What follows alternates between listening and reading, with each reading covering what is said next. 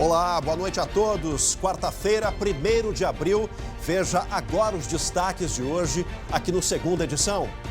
Aumento no número de infectados obriga governo gaúcho a restringir ainda mais o funcionamento do comércio e indústria. Saiba quem pode abrir as portas nas próximas semanas. Autua por falta do alvará inválido e caminha interdição. Na região da Campanha, uma cidade enfrenta a pandemia como uma guerra. Barreiras sanitárias e toque de recolher nas ruas. A solidariedade corre nas veias dos gaúchos. Policiais civis, federais e militares reforçam os estoques dos bancos de sangue. No interior, o exemplo de uma professora pode ajudar a proteger vidas. O SBT Rio Grande, Segunda Edição, começa agora. Eu te convido, vem com a gente.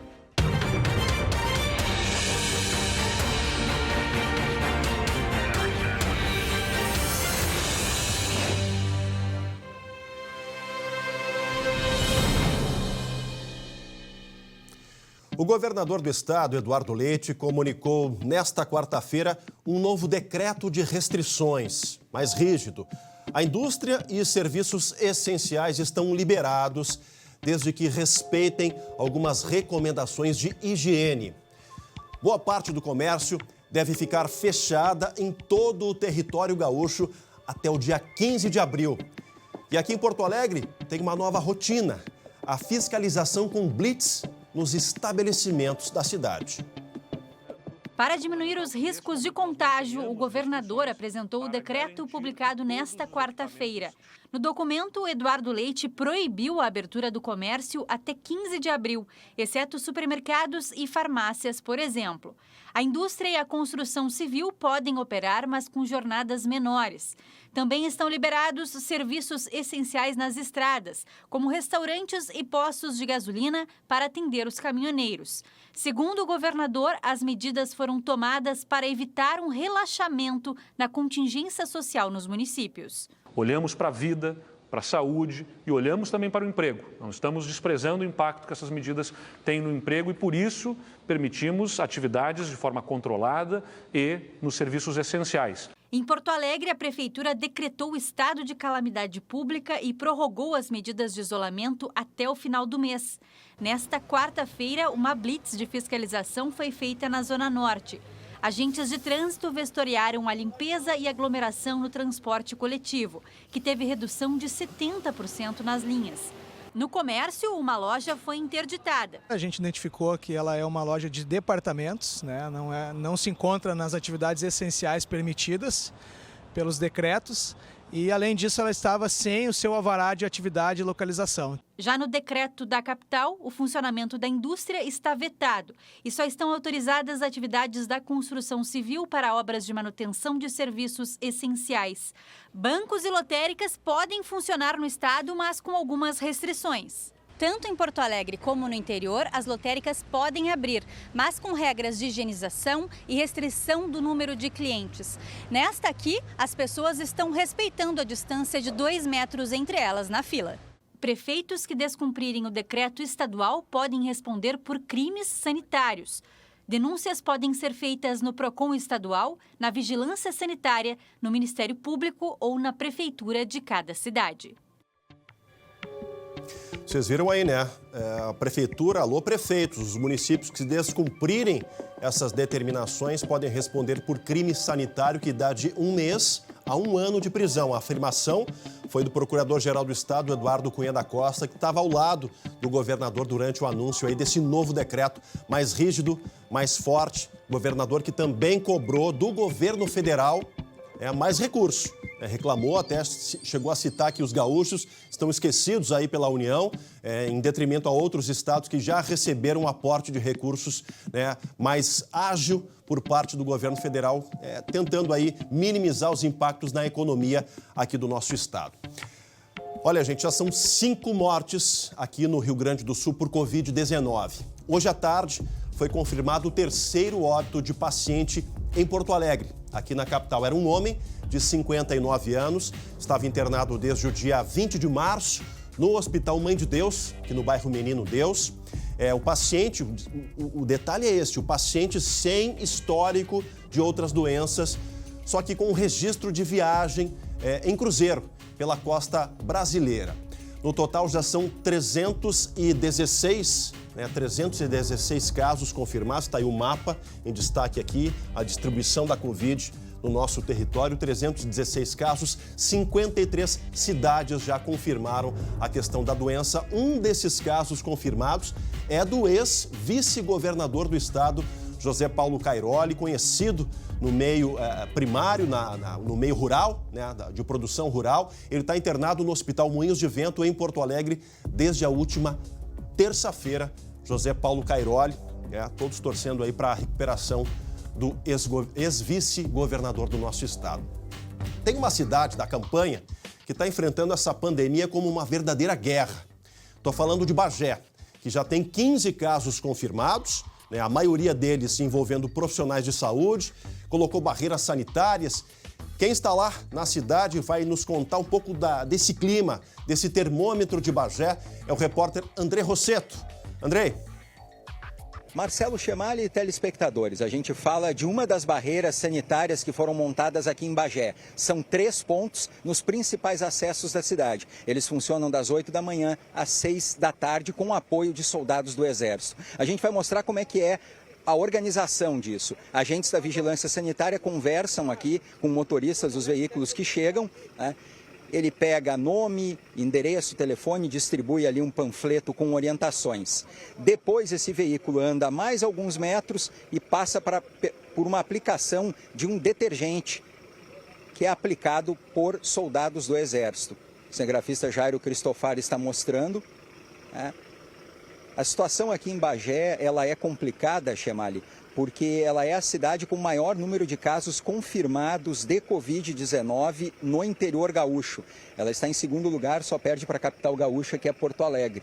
Então, todo o cuidado aqui com as barreiras sanitárias, também existe um toque de recolher das 10 da noite às 6 da manhã e também o isolamento da população que só pode sair para situações especiais.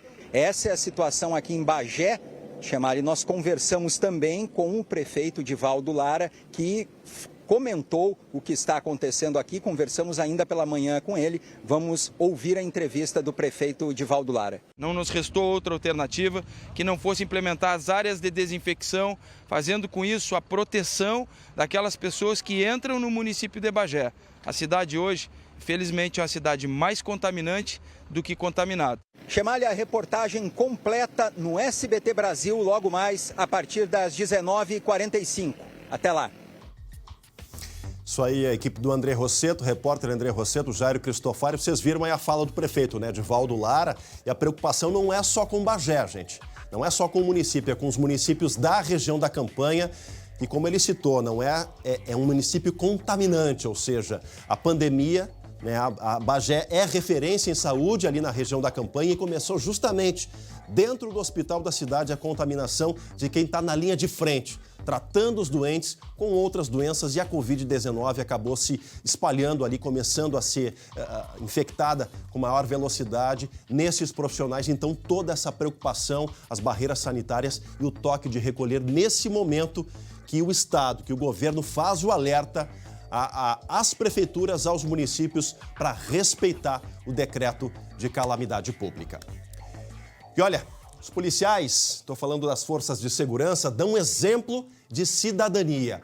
Por causa desse isolamento social todo, os estoques de sangue estão bem mais baixos e hoje os policiais civis aqui do estado foram fazer a boa ação, a doação de sangue no Hospital de Clínicas aqui em Porto Alegre. Tá aí vários policiais, alguns delegados, pessoal que a gente conhece aí das ações, das operações da Polícia Civil aí, fazendo aí a chefe de polícia, Nadine Flor também ali, a delegada Patrícia, enfim, vários agentes dando um bom exemplo. E na segunda-feira passada, gente, foi a vez dos policiais rodoviários federais, fizeram o mesmo no Hemocentro da capital, também ali aí os agentes, os policiais rodoviários federais fazendo aí esse bom exemplo. Também tem um destaque para os militares das Forças Armadas, Exército, Marinha, Força Aérea.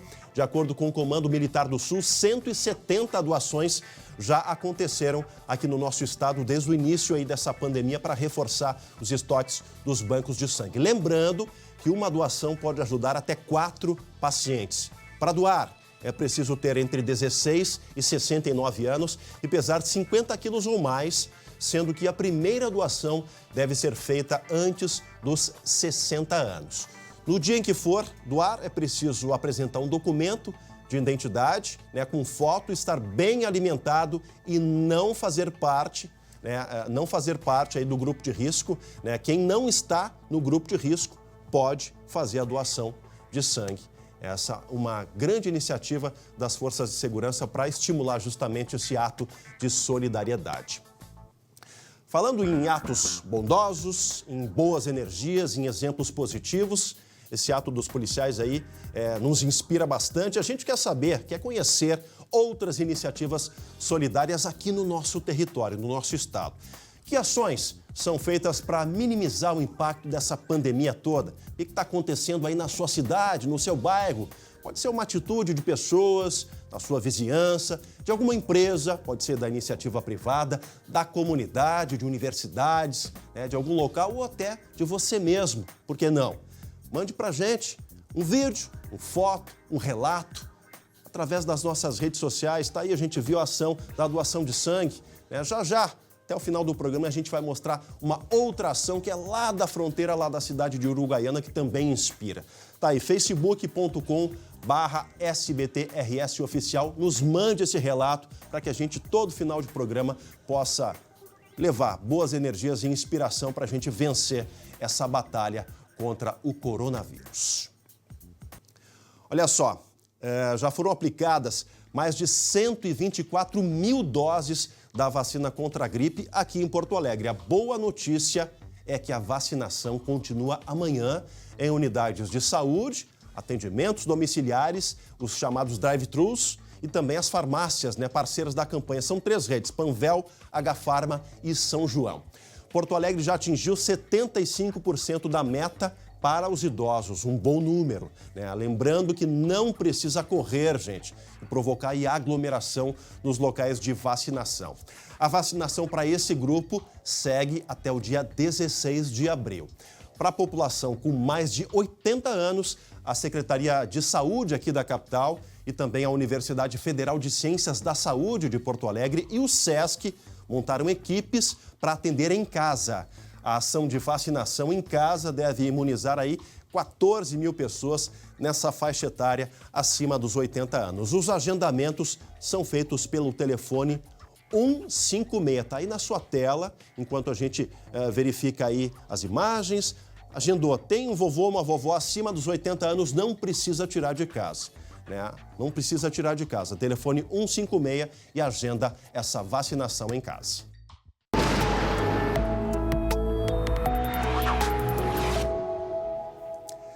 Tá aí hora da previsão do tempo aqui no segunda edição.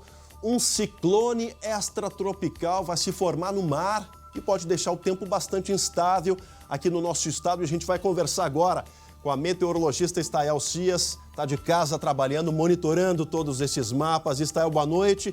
Isso aí significa, Estael, esse ciclone, tempo bom para os agricultores, diminuição dessa estiagem toda. Boa noite. Boa noite, Chemalho. Boa noite para todo mundo que está em casa. Sim, significa tempo bom, sim, para quem está precisando aí de chuva, mas não resolve. A gente tem aí no mapa de chuva volumes irregulares pelo estado. Algumas áreas terão 20 a 30 milímetros. Em média, essa é a expectativa para esta quinta-feira com o avanço da frente fria e do ciclone. Algumas áreas podem até registrar 50 milímetros, mas o destaque, além da chuva muito bem-vinda e necessária, é também o vento forte que vai afetar o Rio Grande do Sul, especialmente a partir da tarde desta quinta-feira. Alerta para o litoral sul gaúcho, Costa Doce, Zona Sul e região de Jaguarão, Pelotas, com rajadas que podem passar de 80 km por hora, chegar a 100 km por hora. Vento forte também em Porto Alegre, região metropolitana. E o destaque também com queda na temperatura, com avanço da frente fria, do ciclone e depois tem frio a caminho do estado, que na sexta-feira vai trazer uma sensação térmica típica de outono para todas as regiões, Chemalho. Tá certo, Estael. Obrigado. No mapa a gente consegue ver aí Pode falar, segue aí. A possibilidade de alguns temporais também associado a isso. A gente pode ver no mapa também a possibilidade de temporais que já podem acontecer hoje à noite, no começo da madrugada, na fronteira oeste uruguaiana, em Bagé e também na Zona Sul. Amanhã a chuva se espalha. É isso aí. Previsão, então, de um ciclone extratropical. Está obrigado pelas informações. Bom trabalho de casa. Eu sei que você está seguindo as recomendações. É isso que a gente sempre pede para o público de casa. Fique em casa. Para ti, uma ótima noite. Até a próxima. É isso aí. Fique em casa. Frente fria se aproximando aqui do nosso estado, você precisa se proteger. Ainda hoje, aqui no Segunda Edição, você vai conhecer um serviço que monitora pessoas com gripe lá no Vale dos Sinos. Fica ligadinho, a gente volta já já. Voltamos ao vivo com Segunda Edição para todo o nosso estado. Olha, gente, a Justiça Estadual proíbe que empresas de telecomunicações cortem serviços por falta de pagamento. A decisão liminar vale para consumidores, pessoas físicas de serviços de telefonia móvel, de internet, na modalidade pós-pago. A magistrada do caso também determinou que os serviços que já haviam sido interrompidos pela inadimplência sejam restabelecidos enquanto durar a pandemia do coronavírus. Em caso de descumprimento, a multa diária é de R$10 mil. Isso vale também para os cortes que ocorrerem a partir da publicação do decreto de estado de calamidade federal no dia 20 de março. E o mesmo vale também para a questão da energia elétrica, para o corte de luz aqui no território gaúcho. Portanto, aí a justiça alinhada às dificuldades dos nossos cidadãos aqui do nosso estado. Está difícil para todo mundo e as empresas vão ter que compreender isso em função da determinação judicial.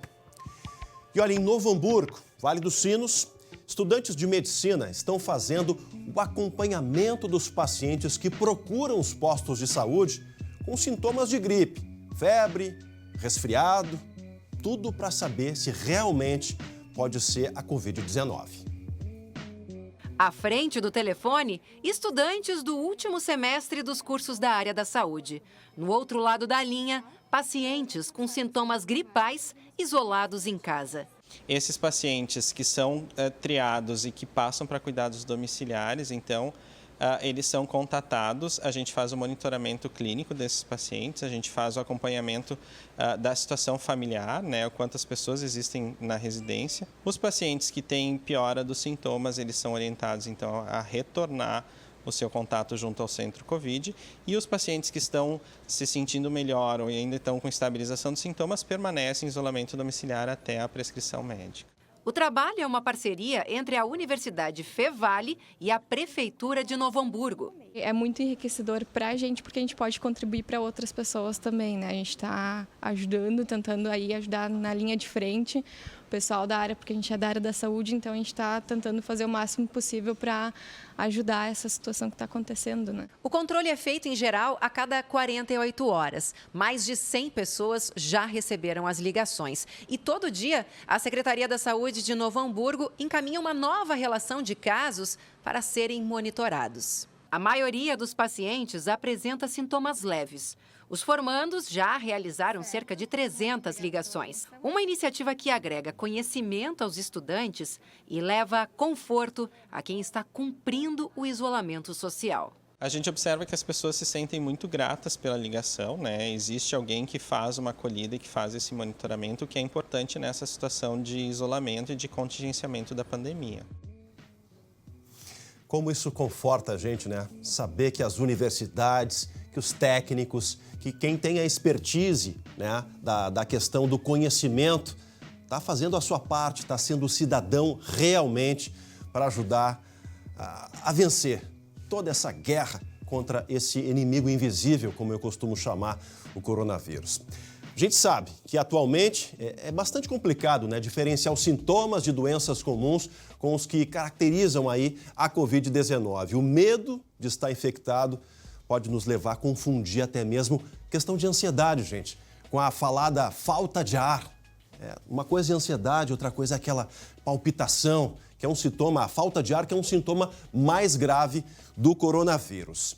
Então, pensando nisso, exatamente essas universidades, assim como a Fevale, estão ajudando quem tem dúvidas né? Pode tirar as dúvidas na nossa página no Facebook, facebook.com/SBTRS Oficial. Tem uma lista, né, das universidades, enfim, dos serviços gratuitos. Acessa lá, se informe. A gente tenta fazer a nossa parte sempre com informações oficiais. Aqui não tem fake news. Aqui não tem pegadinha, aqui o negócio é sério, as informações são oficiais, a gente dá destaque para quem realmente faz a diferença nesse enfrentamento da Covid-19. Antes de encerrar, né, a gente tem a questão da interatividade, eu falei pouco antes, né, no primeiro bloco. Tem uma iniciativa bacana, questão solidária.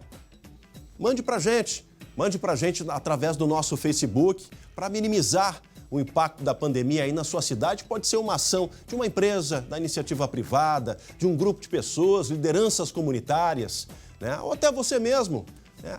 Uma ação isolada que possa fazer a inspiração de muitas pessoas. Pode ser aí um gancho para que a gente consiga, a partir daquilo ali, multiplicar essas ações. Mande um vídeo, mande uma foto, um relato também, envie para o nosso Facebook lá, facebook.com/SBTRS Oficial.